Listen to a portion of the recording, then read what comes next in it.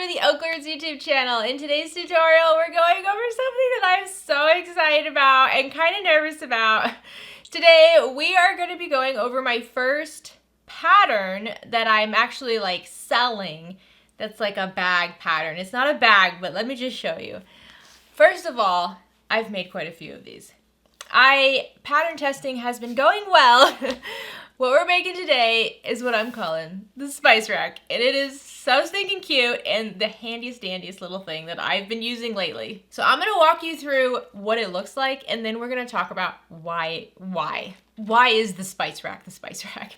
So it's got two fashion snaps on the front. You can use cam snaps, you can use magnetic snaps. I really like size 20 fashion snaps. On the back, you just have a nice big space here. I'll show you, we've done some embroidery on some other ones that are really fun. Once you open it up, on one side over here, you have a clear slip pocket. You have a pin loop. I also use this loop to hold rolls of small thread. I'll show you why in just a moment. I also use it to hold like an air tag. I'll show you why in just a moment. And then we have a little ID window here. We have a slip pocket on one side. We have a slip pocket on the other side and a zip pocket on that same side. Now, what is this for? Why? Why the spice rack? Let me just show you another version I made recently that I've been using the last weeks. So you can see this one, it's really fun if you have a quilt cotton design and you want to use like a big print or something like that. I will tell you, just heads up, in today's tutorial, we will be going over the vinyl version of this, not the quilt cotton version. There will be a separate tutorial going over just the quilt cotton version. We'll discuss that in a moment. Let me just show you how I've been using this. I open this up and this is my little on the go when Jess is bored pouch. So on this side over here, I have a bookmark. I have some needles. I have a couple other bookmarks. I also have a pen loop here. I have some clips in the center. In this slip pocket on the side, I have an English paper piecing project I'm working on. In the zip pocket, I have some more EPP pieces. I have some thread. I have scissors. And then in the center, the whole reason I made this at all, I have my Kindle. So the spice rack kind of came about because I was on a cruise and I got to go to a spa where I got to just kind of relax and just sit in these heated chairs. It was very nice, but I found myself wanting to bring quite a few things. I wanted to bring my Kindle. I wanted to bring something to write down things with, like a notepad, a paper. I wanted to bring my phone. I wanted to bring my key to the world card. If you know what I'm talking about, we're talking about a Disney cruise here. I was in the rainforest room. It was magical.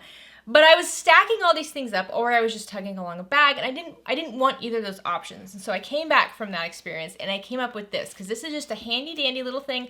I can take the bare necessities. I don't have to bring a bag. I can just grab this, go sit down, relax, have a drink, have a good time. And that's why the pattern came to be. The name actually came from my good friend Gabby over at Wonderground Fabrics. I did reach out on social media and ask for some help naming this.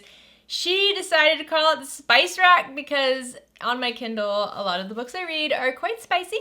And so, since it holds my Kindle, it holds my spicy book. It's the Spice Rack. You can put whatever you want in it though. It doesn't have to be a Kindle. You can use it for all kinds of projects. So the pattern is available for purchase. It is linked down in the description down below on shopoklroots.com.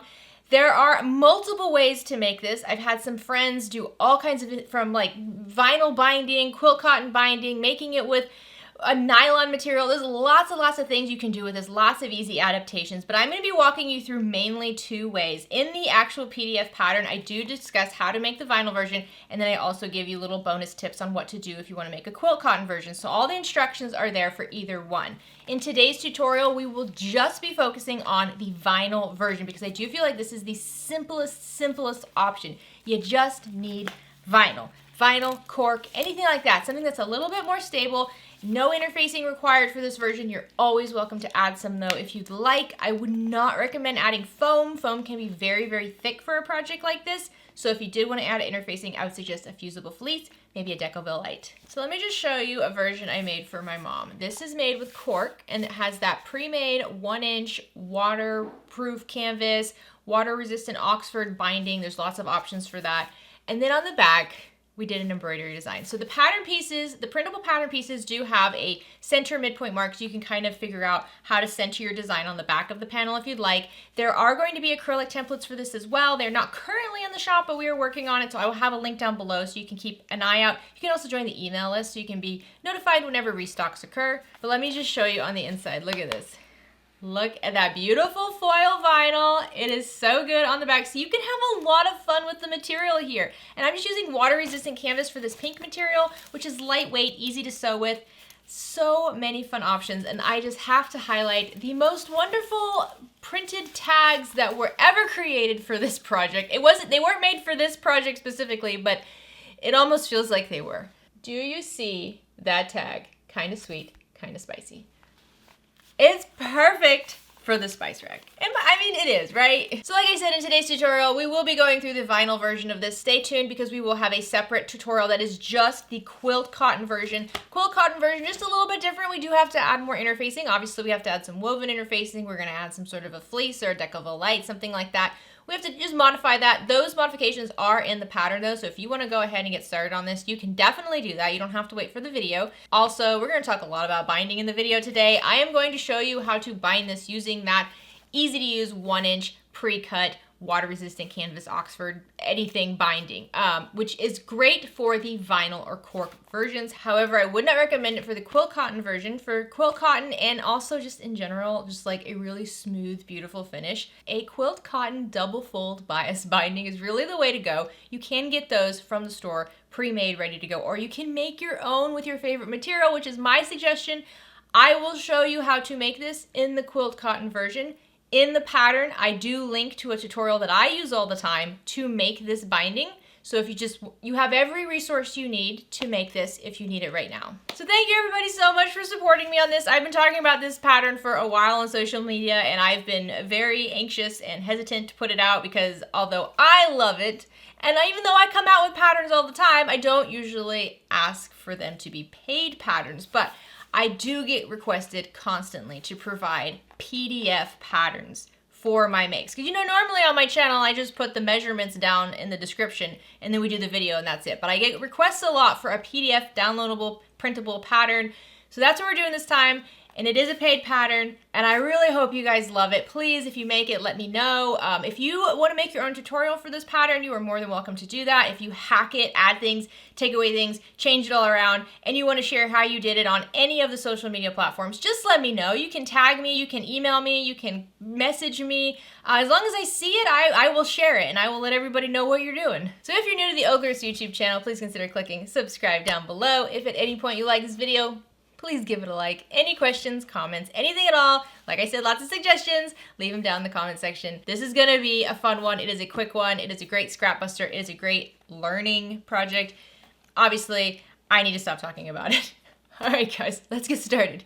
Future Jess here. I just wanted to share real quickly that my good friend Amber created her own video showing you how to add a strap and handle to the spice rack. It's amazing. If you want to see how to do it, check out this video. I'll have the link in the description as well. Just want to make sure you had the opportunity to make that. Okay, have fun. So before we get into the materials, I just want to show you how I personally am using my spice rack right now. So this is one that I made. This is actually one I made for my mom, but I'm going to show it. And you see, by having that center marking on the template, which I'm going to show you just a second, you can center a design on the back. So for this one, this is obviously for our Okla cruise, but you see when you open it up, on the left side over here, I have a fun little bookmark. I have my English paper piecing embroidery needles. And then I have a couple more fun little bag charms. Then I have my pen. In the center pocket over here, because I am using this for English paper piecing, I have a couple of clips. I have my little thimbles that stick on my finger, and I have a needle threader. Then in the center here, I have my Kindle. Then over here on the right, I have the project that I'm currently working on. And then I also have a cold cup cardi because a lot of times I'm taking this out and about, and if I go by Starbucks and I get myself a nice cold drink, I like to put this on my cup. And then when I open up the side pocket over here, I have my scissors for English paper piecing. I have my thread for English paper piecing. And then I have a bunch of the remaining templates all prepped so that I can just sew on the go. And so this is what I've been using my spice rack for. Again, you can use it for anything. You could just use it for your Kindle and some business supplies. You could just use it for crafts, or you could do like me and use it literally for all the fun stuff. So the version we're going to go over today is a vinyl version. It is not the quilt cotton version. That will be a separate tutorial. So for the vinyl version, I use a vinyl, faux leather, cork, whatever you'd like, exterior. And then I use a vinyl interior piece. So for that main interior, I have like a jelly vinyl print here. And then I use obviously clear vinyl for the pocket. But then for the other two pockets, I am using a waterproof or water resistant canvas. That's it. I'm not using any fusible fleece. I'm not using any quilt cotton. I'm not using any woven interfacing. For the binding, I am using a pre-cut 1-inch binding. This is not the bias tape binding. So if you're interested in the quilt cotton version with the fusible fleece and all of that, and then the bias binding, that is going to be a separate tutorial. Today I wanted to start with just the simplest version of this, just using vinyl. Alright, so for this pattern, you're going to need a fat quarter of exterior. I have this super fun, shiny vinyl I'm going to be using for the exterior today. You also want a fat quarter of interior. Now, I'm going to be using this cork. I'm going to use this cork for the interior. I'm also going to use it for some accents like the ID window, maybe some binding here or there. You're going to need a small cut of clear vinyl, and it's going to be about 10 inch by 10 inch cut. You're going to use this for the clear vinyl window and the ID window if necessary, if you're adding it. And then you're going to need about a fat quarter of contrast interior. I like using water resistant canvas for this. This is going to be for that zipper pocket, for that middle pocket. Now, you could do vinyl everywhere in the inside. I have done that as well. And then you can edge coat the sides instead of binding it. We might discuss that in another tutorial. But today, we're going to try to keep it as simple as possible. All right, next up, you're going to need at least 8.5 inches long of zipper tape. So I always like to make my zipper tape a little bit longer, so that way if I have any issues or I need to move the zipper around, I can. But at least 8.5 inches long piece of zipper tape and a zipper pull. I'm using number 5 zipper tape and a number 5 zipper pull. And then 2 to 3 inches of 1/4 inch elastic. Now, I've got this velvet elastic off of Etsy. It is so cute. I have a ton of it, just a very small amount. I like to use about a 2-inch cut, but it just depends on what you want to use the elastic for. You could use the elastic to hold a spool of thread, or you could use it to hold a pen. It really just depends. So 2 to 3 inches of that. Next, at least 2.5 yards of binding. Now this can be that bias tape binding. We will go over how to make the quilt cotton bias tape binding in another video. This is a pre-made binding. It's like a water resistant canvas and water resistant Oxford, I believe. It's 1 inch wide. It is good for a vinyl version of this. I would not use this for the quilt cotton version of this because it does not stretch. So it's going to pull on the corners quite a bit, and quilt cotton version will just kind of like curl in on itself. It doesn't have the stability to hold it flat, which is why the bias tape works so well for the quilt cotton. However, with vinyl, you have a little bit more firmness. And so I found that this works pretty well on the vinyl. And we'll talk about different ways to apply this. Next, you're going to need 2 sets of size 20 fashion snaps. You could use magnetic snaps if you prefer.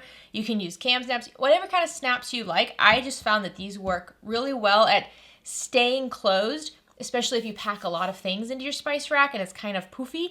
These will stay shut. They won't open. So I just wanted to quickly run through some pattern piece options. In the PDF pattern, you do have printable pattern pieces. I have it so that you could leave them as rectangles because this is a pattern where if you'd like to round the corners, you can, or you can leave it as a sharp corner. Totally depends on your preference. It looks good either way. So you can either cut around those dashed edges like I did on this side over here and round the pattern pieces and then just use this to trace out everything. However, there are also measurement cuts in the pattern. So if you want, instead, you can just use your ruler and cut it into rectangles and then cut them down to size. So all the pattern pieces have the option for you to round the corners.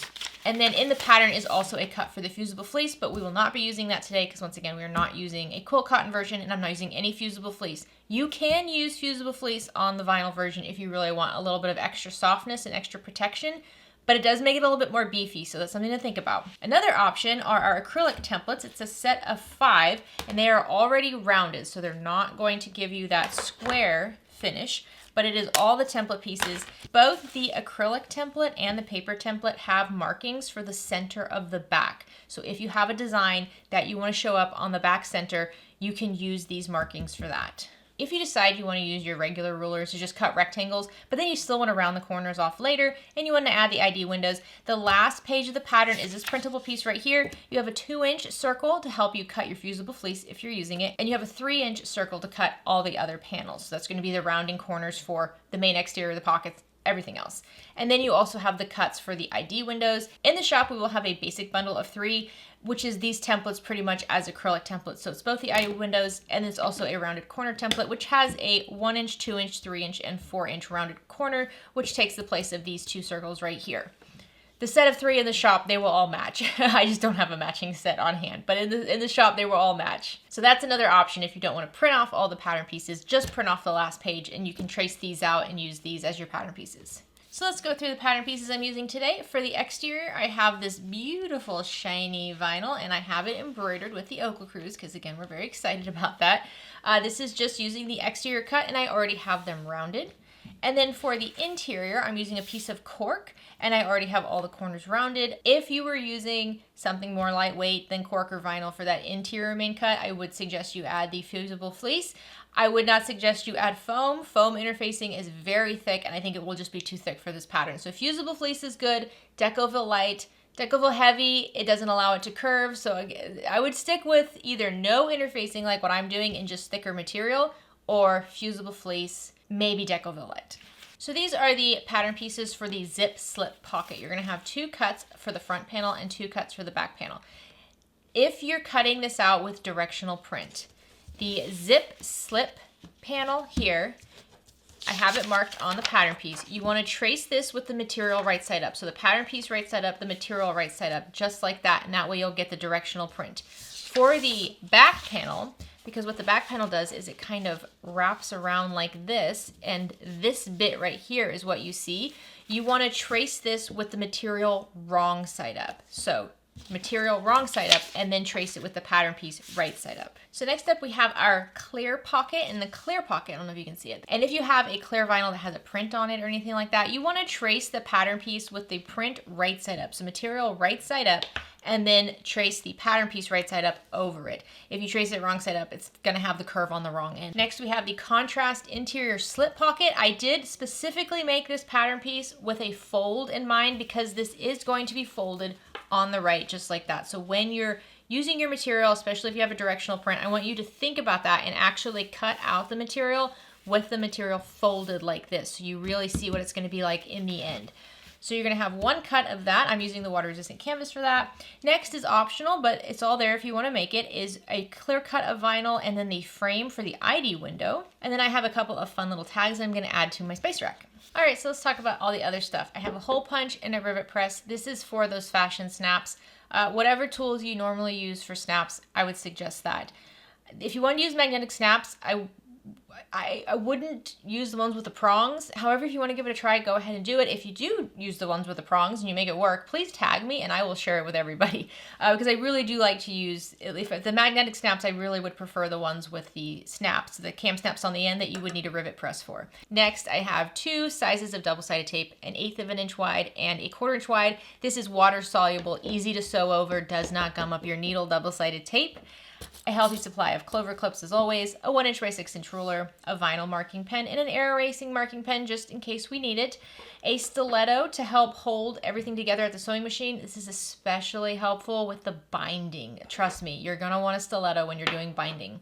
For my top thread, which is the thread that goes through the needle, I have a Tex 45 weight thread. For the bobbin thread, I have a Gutermann polyester thread from Joann's. You will see the bobbin thread in the end, so pick a color that's going to complement or hide really well with your material that you're using. And then the needle of choice is a Microtex 8012. And then last, I have a lighter. We do have some like little loose threads here. I like to just burn them down. They shrink up, you can't see them. It's easy, it's quick, it looks nice. So let's start with the zip slip pocket. And if you're looking at the pattern, you might notice that in the pattern, these are all rectangles. So again, that's something you can do. You can just cut them out using the measurements as rectangles and then round them later, or leave them as rectangles. But if you are using like the acrylic templates or anything like that, which is what I used for these pieces here, it's just a lot easier to just round them right off the bat. So that's why if you look at them, it looks a little different from the pattern. So you're gonna need your 2 zip slip pocket backs and your 2 zip slip pocket fronts, and then your zip slip pocket zipper. And even though we're not using quilt cotton, if you are, you will want to make sure that they are interfaced with woven interfacing. So grab your zip slip pocket front, so this is going to be the one that you see in the end, and lay it right side up. And then grab your zipper, and with the zipper pull closing once it goes up. So make sure it's all laid like this. If you have a directional print, the top of the direction is up here, zipper closes going up. Take your zipper and lay it right side down over the straight edge on the right side of your front panel. And again, I did cut my zipper longer than it needs to be. So if you're like, my zipper doesn't overhang, the zipper length should be the same size as this, however you can cut it longer. Then grab some clips and clip these 2 units together. Now let's go baste along this clipped edge at 1/8 of an inch seam allowance. Once you have that base in place, grab your remaining zip front pocket and you're gonna lay it right side down, lining it up with the edge that you just sewed. And if your zipper extends farther like mine does, just make sure you line up the sides. Don't let them be off-centered like that. And then use some clips to hold them together. And now let's sew along this clipped edge at a 3/8 inch seam allowance, backstitch at the beginning and the end. Once you have this sewn in place, press both panels away from the zipper so that both of these panels are wrong sides together. And then I like to add some clips down here on the bottom corners. And then I can just kind of pull on this. If you'd like, you can use an iron here to really straighten out this seam by the zipper, or you can just finger press it. And now let's top stitch right along this seam at 1/8 of an inch seam allowance. Now once you have this top stitch down, you can trim your zipper down if you need to, so that it's the same size as your front panel. Now take your zipper back panel and you want to lay it wrong side up, so that the top, if you have a directional print, the top is up here. So it's going to go wrong side up over the right side of your zipper tape, just like this. And remember, the zipper still closes up towards the top. And now go baste along this clipped edge at 1/8 of an inch seam allowance. Now flip your unit over so you're looking at the back of the zipper, and then take your remaining zip slip back panel and lay it right side down over the back side of your zipper, and add clips along the straight edge. And now sew along this edge at a 3/8 inch seam allowance. Now take both of these back panels and fold them wrong sides together, smoothing out that seam right by the zipper, just like I did on the other side. I like to clip the rounded edges, or these corners down here, together to kind of keep it even, and then just pull on the panels like this. And now let's top stitch right along this folded edge over here at 1/8 of an inch seam allowance. Okay, I like to make sure all 4 corners are clipped and matched up with their back panels, just like this. Now what we're gonna do is we're gonna fold the back side corners behind the zipper, just like this, so that it meets up with the corners on the front panel for your zipper. And just line up all 4 of those corners and add clips to hold it together. Depending on your material, this could feel a little loosey-goosey. You're always welcome to baste, these corners individually to their associated panels first, and then do this if you find that easier. But I find just being gentle and having some patience works too. So I always do the corners first, and then now I'm going to line up the straight edge over here. All right, once I have these raw edges done, I'm gonna just close up my zipper, don't lose it off the edge, and then I'm just going to press down along this folded edge up here. And you might want to take a little peek inside to make sure that the inner panel hasn't like fallen in on itself or anything, and make sure both of these panels are nice and folded at the top here. I like to add clips. You could iron it instead if you'd like. And this is something, if you wanted to add a tag to this panel right here, the only thing you have to do is just unclip this front panel, pull it away, add your tag, and then clip it all back together. So lots of opportunities to customize this. So now I'm going to take this to the sewing machine, and I'm going to top stitch along all the edges at 1/8 of an inch seam allowance.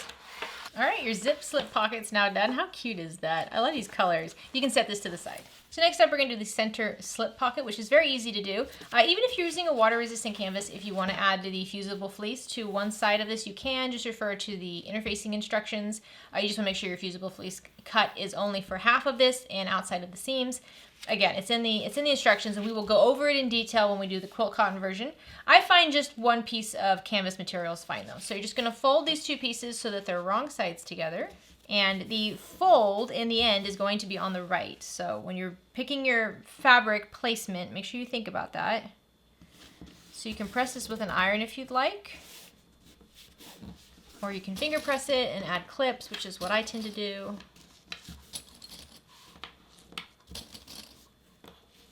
And now we're just going to top stitch right along this fold at an 1/8 of an inch seam allowance. Now this is optional, but this is where I like to add a little ID window and my bag tag. So when we're doing this, one thing I just want to make sure you remember, you don't need to sew it through both panels. We're going to actually open it up like this and just sew it through one. I just find it's easier for placement if I already top stitch this folded edge here, and I can see exactly where this is all going to end up. So I'm going to prep my ID window. So I'm going to take the frame and lay it wrong side up.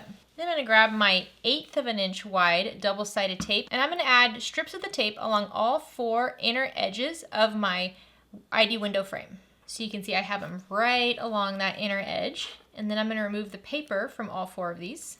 And then take your cut of clear vinyl and you're going to lay it right side down, making sure you're covering all 4 edges. It is kind of a tight fit, but you should have just enough space to get all 4 edges of your clear vinyl over the tape.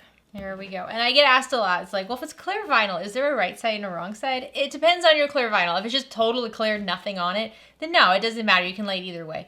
If it's a vinyl, if it's a clear vinyl that has like a print on it, then usually, yeah, there's a back and a front. So that's why I say right side of the clear vinyl.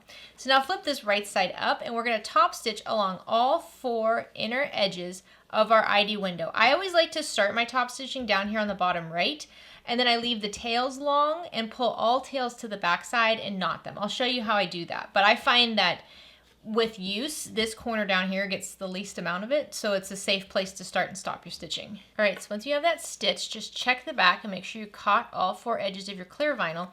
And you can see I left the tails very long. What we're gonna do is we're gonna flip this over. And looking at the back side, I'm gonna use a stiletto to help. I'm gonna take one of my bobbin threads here and I'm just gonna pull it up gently. And as I do that, I can see the top thread peeking through like a little loop. And then I just use my stiletto to get in that loop and pull the top thread to the back. And so you repeat that with your other top thread until you have all 4 threads on the back, 2 top, 2 bobbin. And then on the front, you can't even see where you started and stopped your stitching. It's a really beautiful look. So then with these 4 long threads, I just divvy them up 2 and 2. And then I do 3 tight knots. So just tie them 3 times into knots. And then cut down your threads nice and short. And you can leave it like this. You can add a little drop of glue on this and let that dry. That's another great option. If you want to, this is a little bit more dangerous, but what you can do is grab a lighter and very, very gently just burn down the tails. You do run the risk of burning the knot off though, and then that completely defeats the purpose because now there's nothing holding it. So glue's the best option. I'm just impatient, which is why I'm not using it right now. All right, the next step is we want to fold down this top raw edge of the pocket. So flip this over so you're looking at the wrong side of your window. And for this one, I actually like to grab my 1/4 inch double-sided tape. It doesn't matter. You could use either one for all this, but I like my tape. So what I'm going to do is I'm going to lay this strip of 1/4 inch double-sided tape right above the stitching for the ID window. So it's on the clear cut as well, and it's just right above that stitching. I mean, you can measure this down and fold it too, which is what we do in the tutorial normally. But this is kind of just like a quick and easy way to do it. Then remove the paper and fold down this top raw edge, wrong sides together, so that the raw edge meets that stitching and it covers the tape. There we go.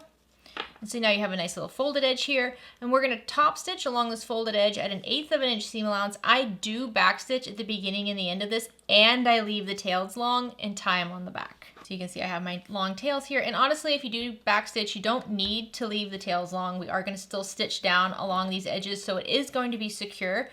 I just like it to be super secure. So just like I did before, I'm just pulling the top thread to the back so that I can tie them. Okay, so now we want to attach our ID window to our center slit pocket. So what I'm going to do first is I'm going to grab some double-sided tape. It can be either one, but I'm going to use the 1/8 of an inch wide one. And we want to add tape to the sides and the bottom of our ID window. And this is going to be just right along that edge. Now take the paper off of all 3 of your pieces of tape. And you don't have to use double-sided tape here. You could use like some washi tape if you'd like.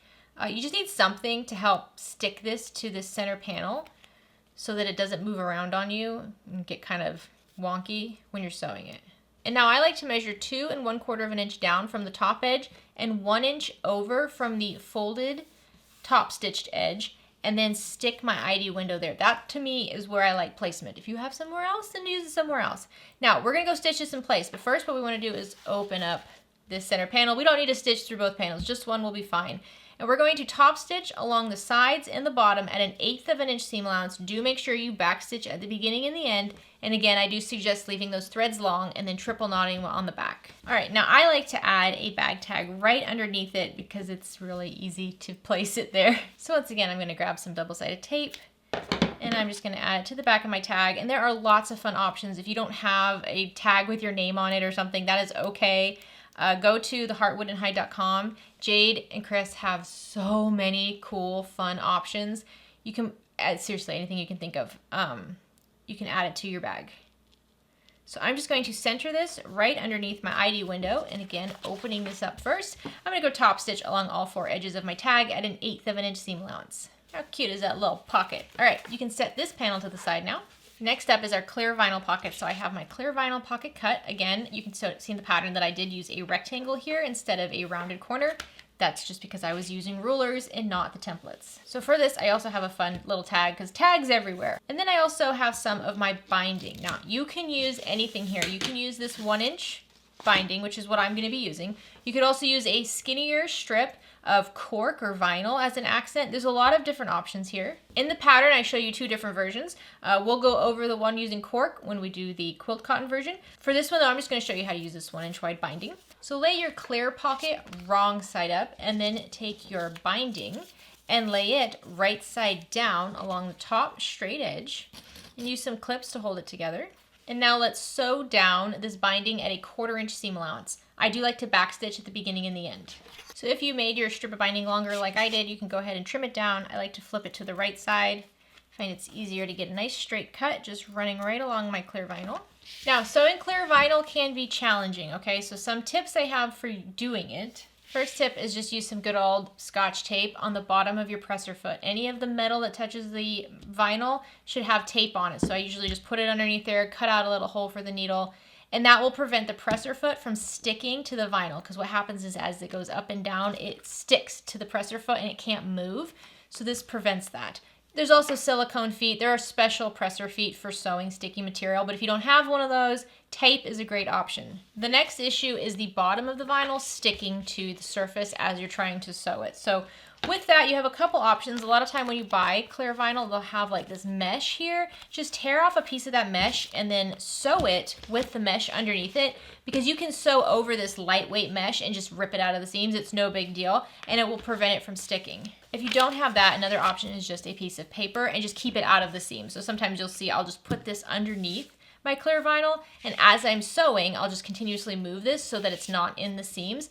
And it does the same thing, it prevents it from sticking. Again, there are tools and mats you can get for your sewing machine, but in a pinch, these options work really well. So after you have this sewn on and trimmed down, flip this over so you're looking at the top side of your clear vinyl. And I'm gonna grab some double-sided tape because I just find it helps, it's a little bit easier. And I'm gonna put the double-sided tape right above the stitch line. So just above the stitches. And I'm using the 1/8 of an inch wide double-sided tape, but you can use either size you'd like. And then remove the paper from that. And then let's take the binding from the back, flip it up, and then wrap it around to the front so that it covers the stitches. It doesn't have to be the tightest wrap around that top edge. It just needs to cover the stitches, that's all. Just make sure it goes down below them. There we go, and it's mostly straight. There we go. And now we're gonna take this to the sewing machine and we're gonna top stitch along this raw edge right here at 1/8 of an inch seam allowance. All right, there's your little clear pocket. Isn't that cute? It's so simple. It's so cute. I'm gonna add another tag here. These tags were made by Jade and they are my favorite. They say kind of sweet, kind of spicy. Again, the whole reason why we call this the spice rack is because it holds my Kindle, which has a lot of spicy books, which I like to read. And this tag is just perfect for it. I've heard of a few more tags in the works to go with this pattern specifically, and I'm so excited to see them. Hopefully soon, hopefully soon. So I'm just gonna add some double-sided tape to the back of this tag. And then I just measure about 1 inch down from the top edge of the pocket. and center my tag, and I'm just gonna top stitch along all 4 edges at an 1/8 of an inch seam allowance. Look at that cute little pocket. All right, your clear pocket's done. You can set it to the side. So now grab your interior main panel and your 3 pockets. We're gonna baste these in place now. So I'm gonna take my clear pocket and I'm gonna put this over here on the bottom left. And you can just line it up with the edges. Whether you have curved corners or sharp corners, just line it all up on the bottom left corner here. And I'm just gonna grab some clips to hold that in place. All right, next up I'm gonna do the zip slip pocket. So this goes over on the right side here, just lining up completely with the right side. The corners, the edges on the side and top and bottom. Now, if you're gonna be making one that you're gonna be edge coating, you're not gonna wanna do all these basting steps, because when you're edge coating, you're not gonna be able to hide all these different stitches in the end with a piece of binding. So if you're edge coating, you just clip all these pieces together until the very end where you sew them all together, and then you edge coat the sides. It is a little bit trickier. If you guys wanna see how to do it, I can show you how to do it, but this is probably my favorite version right here. And then we're gonna take our center slip pocket, and the raw edges are gonna be over here on the left, and you're gonna just line those up right with the raw edges of the clear vinyl, and then line up the top and the bottom edges to make sure it's straight. But this is just gonna line up directly next to the clear vinyl. They're touching, they're smooching over here. It's a spice rack. And then add clips to the top and the bottom. Okay, so now I'm gonna go to the sewing machine and I'm going to base stitch at an 1/8 of an inch seam allowance everywhere you see clips. So all raw edges. I'm not stitching anywhere here yet, okay? We're gonna deal with that just after we're done with this. So 1/8 of an inch seam allowance, base these pockets in place.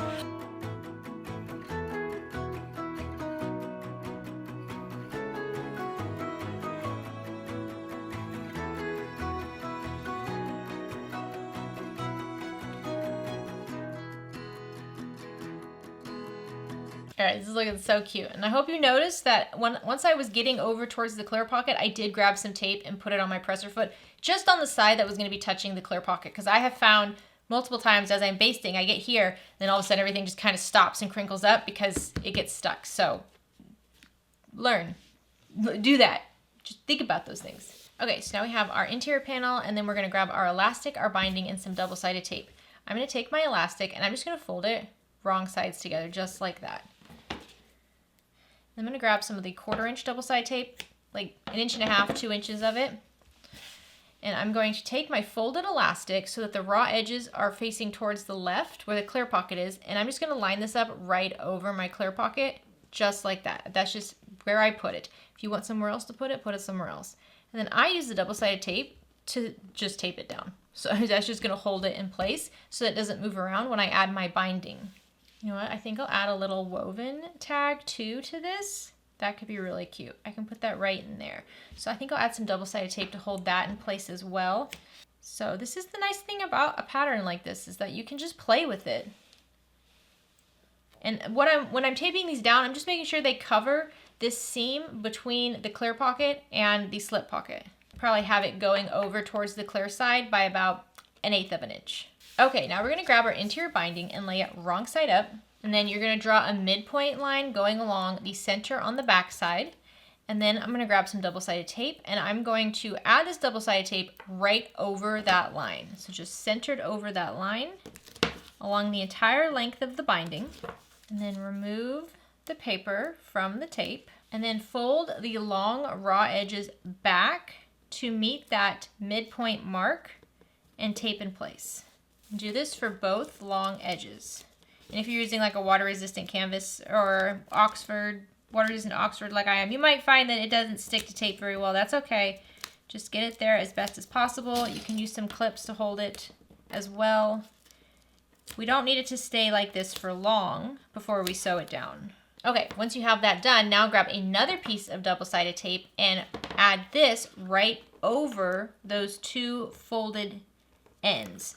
So this is gonna go right over those raw edges, down the center of the back of your binding. Now, if you're using a piece of vinyl or cork, you don't have to do this. You can just cut a skinny piece of your cork or vinyl and use that instead. Okay, now I'm gonna remove the paper from the tape that's holding down my elastic, and then I'm gonna remove the paper from my little binding cut here as well.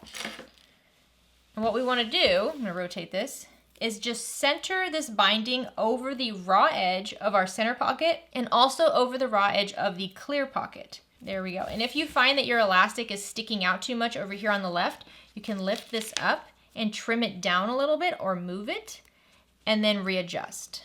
All right, look how cute that is. And we got this cute little tag down here. So now I'm going to top stitch along both long edges of my binding at 1/8 of an inch seam allowance, and I do like to back stitch over this elastic piece. How cute is that? I love these colors. It's so pretty. All right, let's just do a little bit of housekeeping real quick. Let's just trim down any excess we have. Sometimes our panels kind of shift on us. It's okay if you have a little bit of excess from your pockets. I'm just gonna trim down that binding. There we go.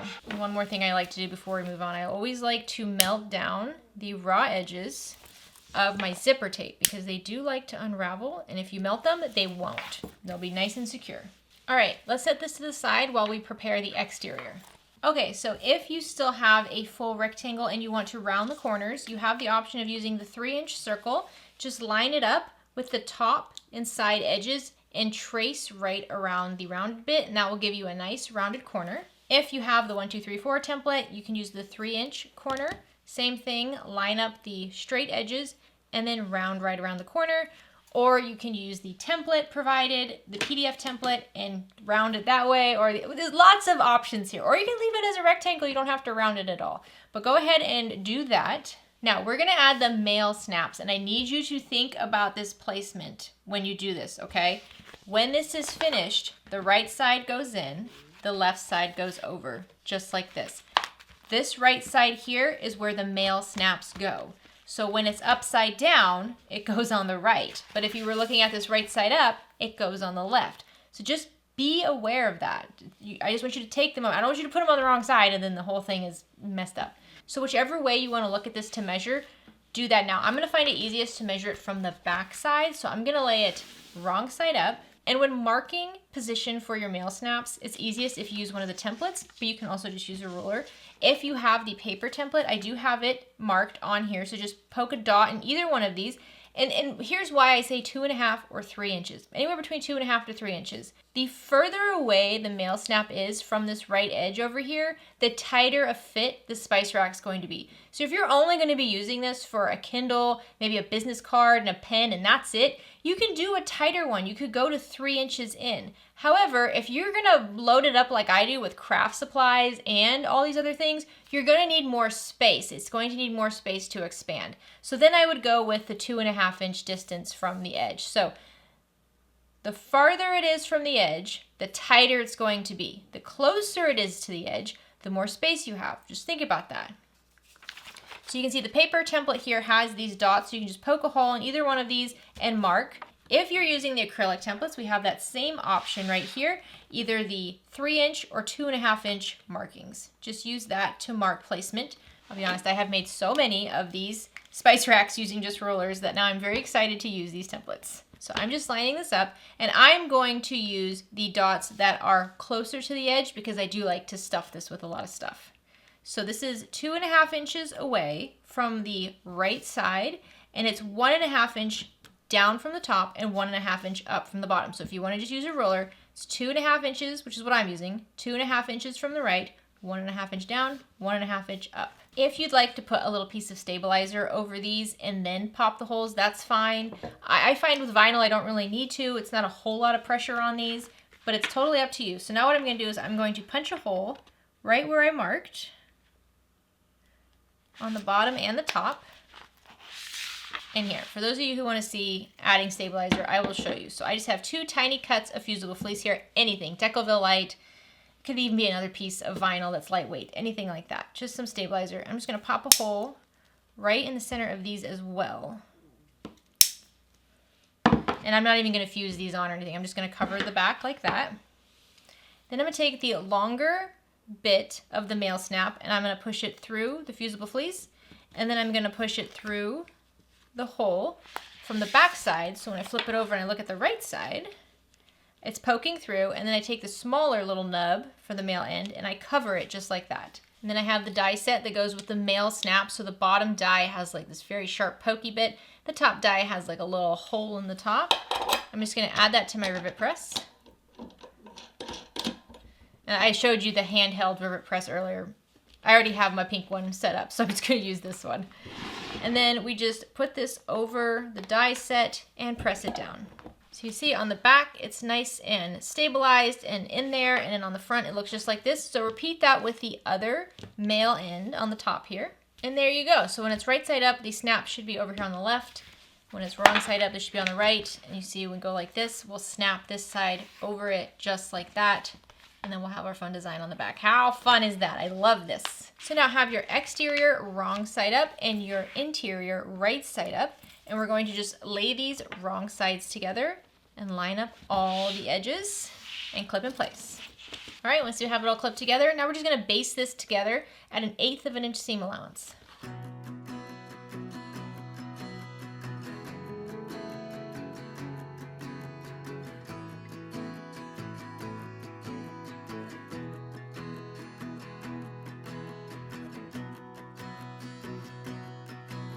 I think this is my favorite part besides the very end.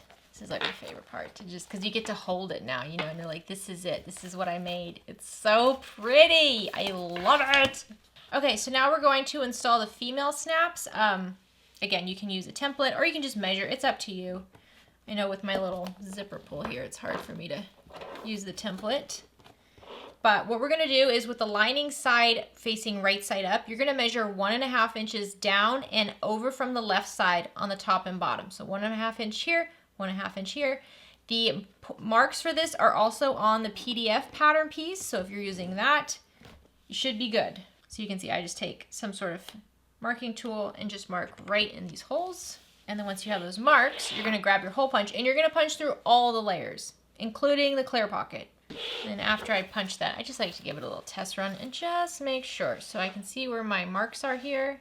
And I'm just gonna press them against the snaps. Yeah, there we go. So you can see mine, it kind of poofs up because again, I'm gonna fill it with stuff. So if I had installed these snaps here 1/2 inch further, then this would go back 1/2 inch further and it would have a more flat lay naturally, but then you can't put as much stuff in it. So now I'm gonna grab my 2 sets of the female snaps and then the die set that goes with them and my rivet press. I'm gonna install this. And now with the female set, you have a cap side and you have like a donut side. The donut side goes inside, the cap side goes outside. So push the cap through the exterior just like that, and then push the donut over it on the interior. And then just set this into your rivet press and press this in place. And then do the same for the other side. All right, moment of truth. Let's try it out. Oh yeah. That's how it looks on the front. Here's how it looks on the back. It's so fun. Oh man, this is a fun one. I like it. So now let's talk about binding. You have a lot of options when it comes to binding. There's lots of these beautiful water-resistant, waterproof Oxford, just all kinds of fun rolls of pre-cut 1-inch binding. They are beautiful and easy and I love them. They are not stretchy though. And if you are using curves here, stretch is really what you would like. Now, I do find that I can make this work on a vinyl version of the Spice Rack. However, with a quilt cotton version, it doesn't work well. And I'm just gonna quickly show you why. So here's a quilt cotton version using that same binding. Because it doesn't stretch, it's going to make the corners kind of bowl in on themselves.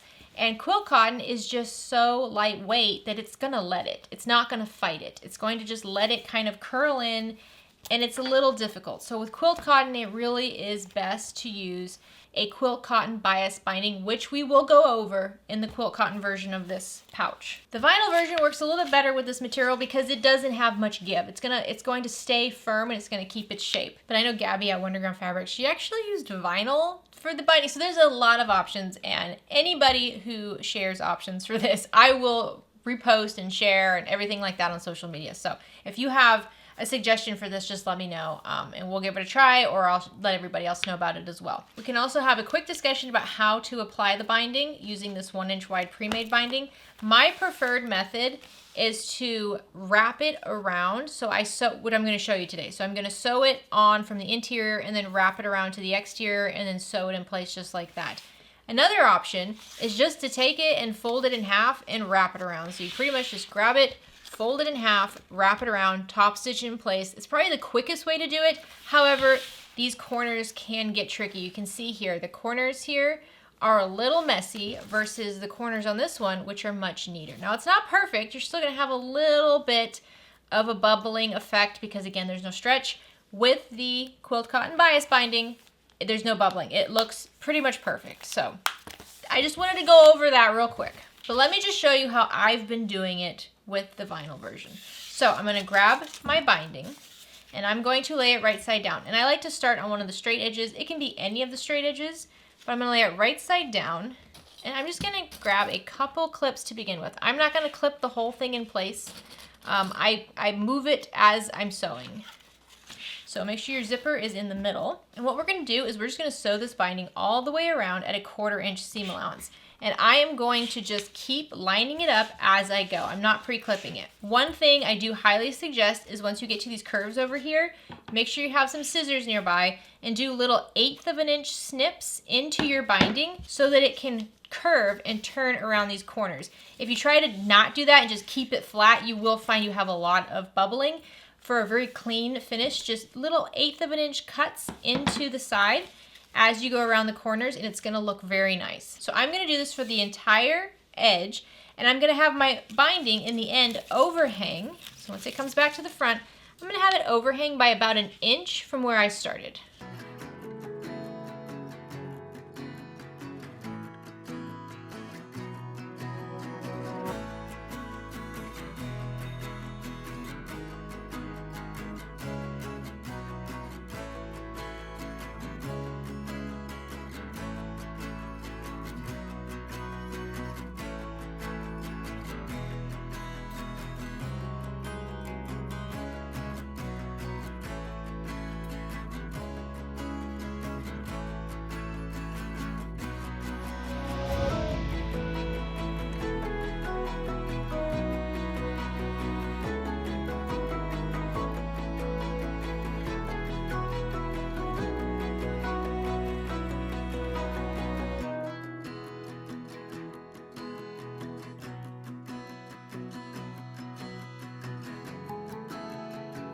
Alrighty, here's what we have. And I'll tell you, I go very slow around those corners. I mean, so slow. So now what we want to do is we want to wrap it to the right side. So we're going to start at the top here. And I like to trim down the corner of this top overhang here just a little bit. And I'm going to take it and I'm going to wrap it over the top edge. And getting this section right here lined up is the most difficult part. So I'm just going to wrap it a little bit like that, and then I'm going to wrap the other one over that as well. Now I do leave like the raw edge here. You could fold this in on itself and then wrap it over if you'd like. Totally up to you, but I like to just wrap it over straight like that. And now let's look at it from the right side. And you want to make sure when you wrap this over, it's covering all the stitching. So go ahead and just give it a nice tight wrap. And sometimes this little overhang over here is just such a bugger that it's best just to hold it in place, do the rest of it, and then come back to it because it's all pulling on it right now. So once we have everything else wrapped, it'll be easier to mess with that. So just get it started. And then go around the entire edge here, wrapping the binding to the front side and clipping in place. And the corners can be a little tricky. I find I just have to kind of keep massaging it, pulling on the binding a little bit, and you can get them to look pretty neat. Okay, so once you have all of it clipped, you should be able to come back to the beginning and it should be a lot easier to get that lined up. There we go. So now what I'm going to do is I'm going to top stitch around the entire edge at a 1/4 inch seam allowance. I top stitch with the exterior facing right side up. By doing a 1/4 inch seam allowance, you're getting close to just stitching over the stitching you did on the other side. So it's less likely that you'll really see this extra stitching, but in some cases you will. You'll see the stitching from the bobbin offset a little bit from the edge. So there are other options. You could try to just flip this over and then just stitch right in the ditch here and hope that you catch the edge on the back side.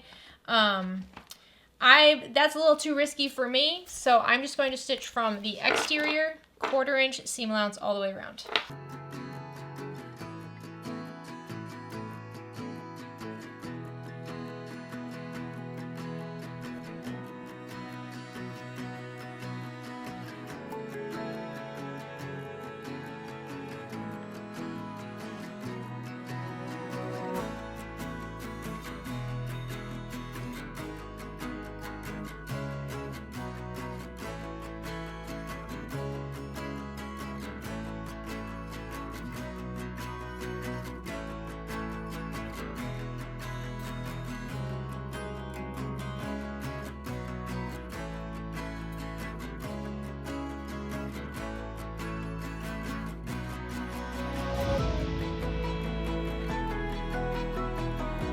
Alrighty, let's take a look. Now, let me tell you, when I top stitched that right there, I put my machine into turtle mode, like the slowest it'll go. It took me 6 minutes to do just this last step, 6 minutes.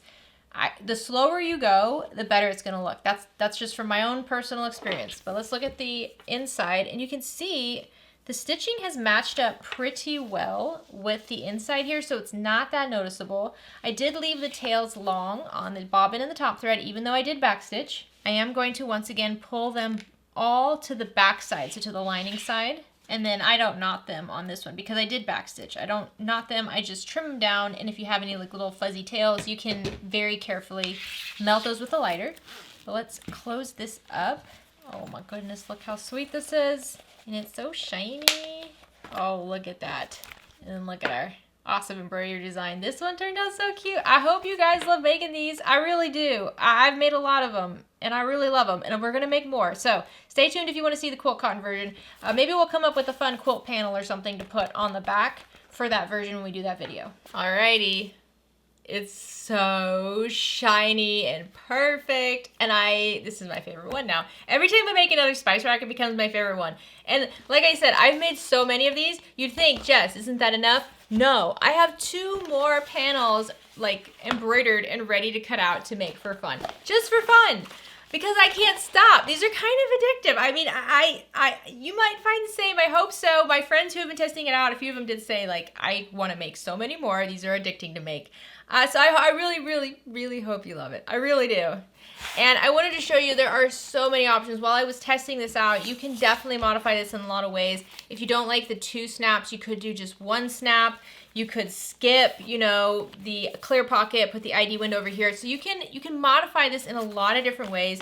I will show you, I even did a version where instead of binding, I did edge coating. And my only tip for that is if you're going to do that, just make sure you're using material like this. I used pretty much all cork, you know, for the pockets, even for the slip pocket, for the zip pocket, I used all good raw edge material that could be edge coated. And then I did edge coat over the zipper, and it was fine. So it's a, you know, if you guys want to go over an edge coated version, we can do that. We can do that as a separate one. But for now, we're going to just stick with the vinyl and the quilt cotton versions. But yeah, I can't stop making them, you guys. They're just so much fun. So thank you so much for sewing with me today. Please let me know what you think of this pattern. I'm very, very eager to hear some feedback. I hope that you're having a great day. Have a fantastic rest of your week. Get out there and make something, maybe a spice rack, and then go use it and tell me how you like it. Bye, guys. Thank you so much for watching today's tutorial. I hope that you are inspired to go make something and have a lot of fun with these patterns.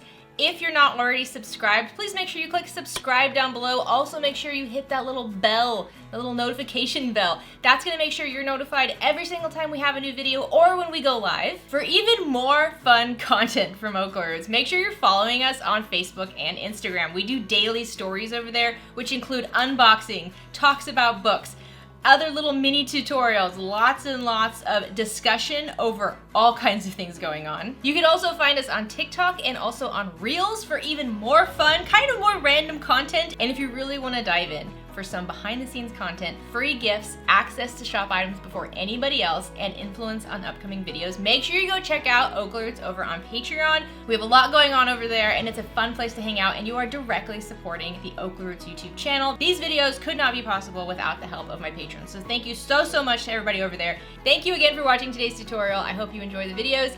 Go make something.